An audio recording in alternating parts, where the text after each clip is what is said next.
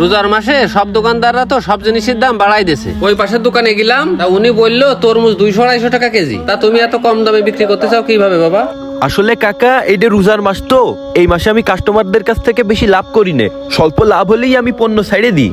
আর তাছাড়াও যারা এত বেশি দামে বিক্রি করে তাদের থেকে আমার লাভ বেশি থাকে, কারণ আমি স্বল্প মূল্যে বেশি জিনিস বিক্রি করে থাকি। আমি এই রমজান মাসে এই জন্য আল্লাহর বান্দাদের কাছ থেকে কোনো লাভ চাই না, আমার লাভ চাই আল্লাহ তাআলার কাছ থেকে।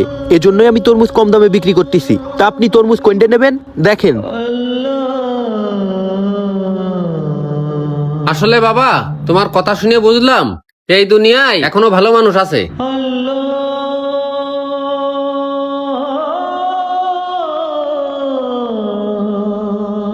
এই রহমতের মাসে স্বল্প লাভ করলেই আলহামদুলিল্লাহ চাচা। তা আপনি তরমুজ কোনটা নেবেন দেখেন।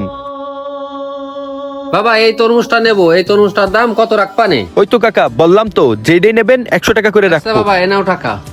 আচ্ছা ঠিক আছে কাকা, আর তরমুজ লাগলে চলে আসেন। ঠিক আছে বাবা। এই শোনো বাবা, তুমি কছিলে যে 100 টাকায় তরমুজ হবেন না? এই দেখো 100 টাকায় কত বড় তরমুজ কিনে নিয়ে আইছি। এই কাকা, 100 টাকা এত বড় তরমুজ আপনাকে কে দিছে? আরে বাবা, ওই যে ওই কোনায় ফর্সা করে একটা ছেলে বসে না, ওইটি দেশে। তা তোমরা বাবা রমজান মাসে এরকম ব্যবসা করে না। এরকম দুর্নীতি করলে আল্লাহ ছাড় দেবে, কিন্তু ছেড়ে দেবে না। থাকো তাহলে গেলাম। এত বড় তরমুজ 100 টাকায় কি করে দিচ্ছে? ও তো বাজার নষ্ট করে ফেলবে না। ওরা আজকে একটা ভিত করাই লাগবে। দেখেন কাকা, তরমুজ কোনটা নেবেন? এই কালি দে, বাইরে বেরো তো, তোর সাথে একটু কথা আছে আমার। কি কথা, কি হয়েছে রে? আরে হৃদয় তো সে বাজার নষ্ট করে ফেলা দিচ্ছে। 200 টাকা তরমুজ মানুষে 100 টাকায় দিচ্ছে, তাহলে কি আমাকে ব্যবসা থাকবে? বলিস কি? তাহলে তো বিষয়টা দেখতে হচ্ছে। কাকা, তরমুজ পরে বেচবেন, আগে দেখে আসি বিষয়টা কি। এই তাড়াতাড়ি আয়, বেরো বেরো বেরো। হ্যাঁ বেরোচ্ছি, দাঁড়া। চল চল তাড়াতাড়ি চল। হ্যাঁ চল। এই হৃদয়, এদিকে আয়, বাইরে বেরো। বেরো তাড়াতাড়ি, বাইরে বেরো। হ্যাঁ বেরোচ্ছি। কি হয়েছে? এই তুই বাজার নষ্ট করতেছিস কেন? এত সস্তা কিভাবে হলো? বাজার নষ্ট করতেছি মানে? আমি কিভাবে বাজার নষ্ট করতেছি? তুই 200 টাকার তরমুজ 100 টাকায় কি করে বিক্রি করতেছিস?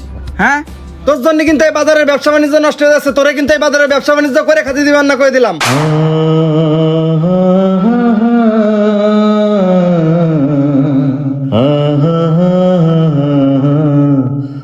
ভাই, এইটা হলো রমজান মাস, আর এই রমজান মাসে আমি কাস্টমারদের কাছ থেকে বেশি লাভ করি না। আমার 10-20 টাকা লাভ হলেই কিন্তু আমি পণ্য ছেড়ে দিই। আমি লাভ কম করি, কিন্তু অল্প লাভে আমি বেশি জিনিস বিক্রি করি। এজন্য দিন শেষে আপনাদের থেকে আমার লাভ বেশি থাকে ভাই। আসলে ভাই, এই রমজান মাস হচ্ছে রহমতের মাস। এই মাসে একটা নেকি করলে 70 গুণ বেশি সওয়াব পাওয়া যায়। তাই এই মাসেই বেশি বেশি সওয়াব লাভ করতে হবে। পণ্যের দাম নিয়ে সিন্ডিকেট না করে অল্প লাভ নিয়ে বেশি জিনিস বিক্রি করতে হবে। তাহলে দেখবেন দিন শেষে একটা ভালো লাভ করতে পারবেন, আর আল্লাহর কাছেও আপনাদের সম্মান অনেক বেড়ে যাবে। তাহলে আল্লাহ আপনাদের ব্যবসায় অনেক বেশি রহমত দিবে। দেখবেন আপনারা অনেক বেশি উন্নতি করতে পারবেন। কিন্তু আপনারা যেভাবে ব্যবসা করতেছেন, এইটা আপনারা ঠিক করতেছেন না।